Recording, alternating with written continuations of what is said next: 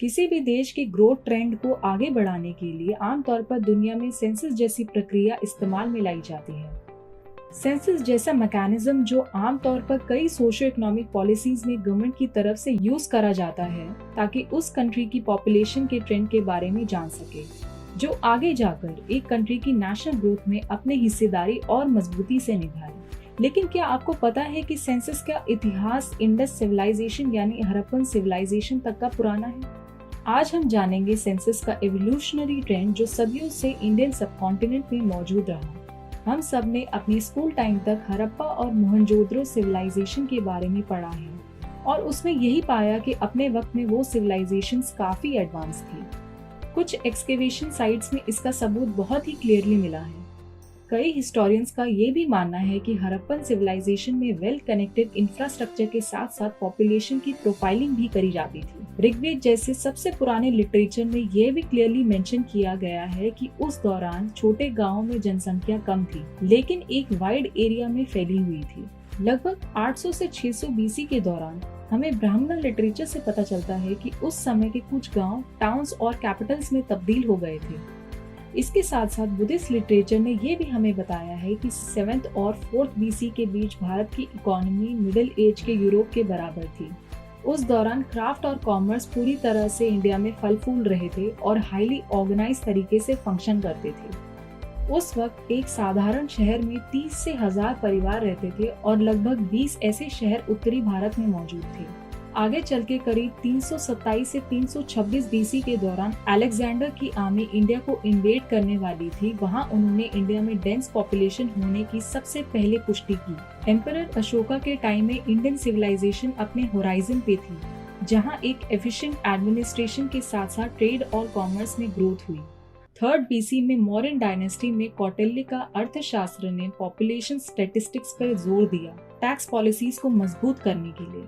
कौटिल्य अर्थशास्त्र में बहुत डिटेल तरीके से न सिर्फ पॉपुलेशन सेंसस के बारे में बताया, बल्कि साथ साथ इकोनॉमिक और एग्रीकल्चर सेंसस करने पर भी जोर दिया। मेडिवल इंडिया के समय में जब मुगल एम्पायर अपने चरम पे था, तब भी हिस्टोरियंस को बहुत एक्सटेंसिव रिकॉर्ड्स मिले थे जो लैंड प्रोडक्शन, पॉपुलेशन, फेमिन्स को लेकर थे। मुगल एम्परर अकबर के समय की लिखी गई एक किताब ऐन अकबरी में उस समय के एडमिनिस्ट्रेशन के बारे में डिटेल में बताया, जिसमें पॉपुलेशन, इंडस्ट्री, वेल्थ के ऊपर डेटा मेंशन किया गया है। अगर हम मॉडर्न इंडिया के टाइम की बात करें तो सन 1800 के दौरान जब इंग्लैंड ने अपना सेंसस कंडक्ट कराना शुरू किया, तो उस दौरान ब्रिटिशर्स को अपनी कॉलोनीज में भी सेंसस को रेप्लिकेट करने की बात सूझी।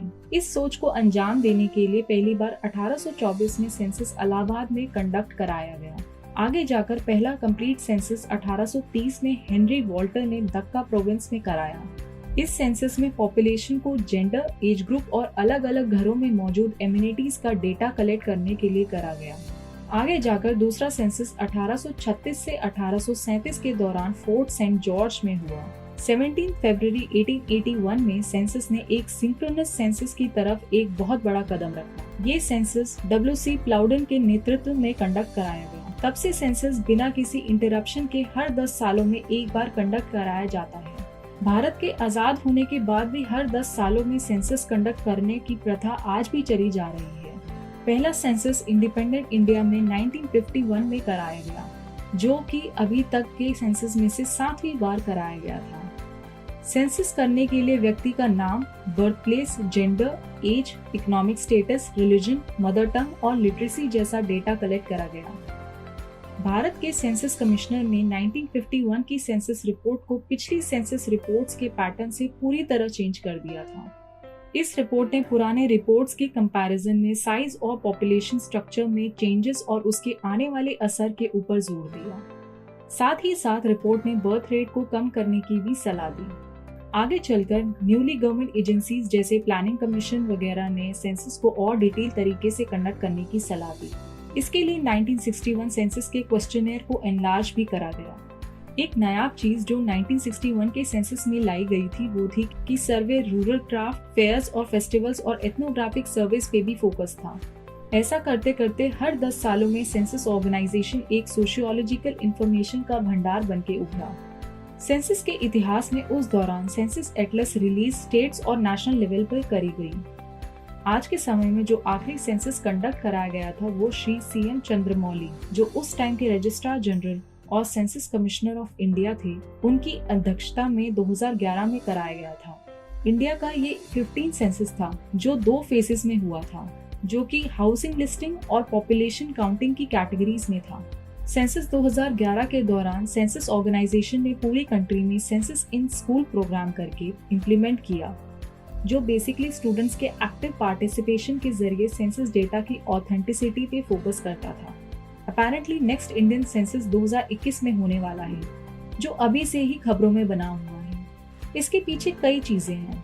पहली बार सेंसस के इतिहास में सेंसस 2021 का डेटा डिजिटल एप्लीकेशंस के जरिए कलेक्ट किया जाएगा। इससे फायदा ये होगा कि डेटा एनालिसिस करने में और फाइनल रिपोर्ट्स को पब्लिश करने में काफी टाइम बचेगा। दूसरा, सिटीजन्स इस बार बिना किसी प्रूफ शो करे सेंसस में उनका डेटा कलेक्ट किया जा सकता है। इसके लिए उनको सिर्फ एक सेल्फ डिक्लेरेशन के फॉर्म फिल करने की जरूरत पड़ेगी। तीसरा, रजिस्ट्रार जनरल ऑफ इंडिया के अकॉर्डिंग इस बार का कास्ट सेंसस सिर्फ डेटा कलेक्शन SCs और STs तक ही सीमित रहेगा। चौथा, इस बार सेंसस 2021 में हाउस होल्ड्स जिनका हेड एक ट्रांसजेंडर कम्युनिटी से ताल्लुक रखता है, उनका भी स्पेसिफिकली डेटा कलेक्ट किया जाएगा। आशा है आपको हमारी ये वीडियो पसंद आई हो। Please do like, share and subscribe our channel.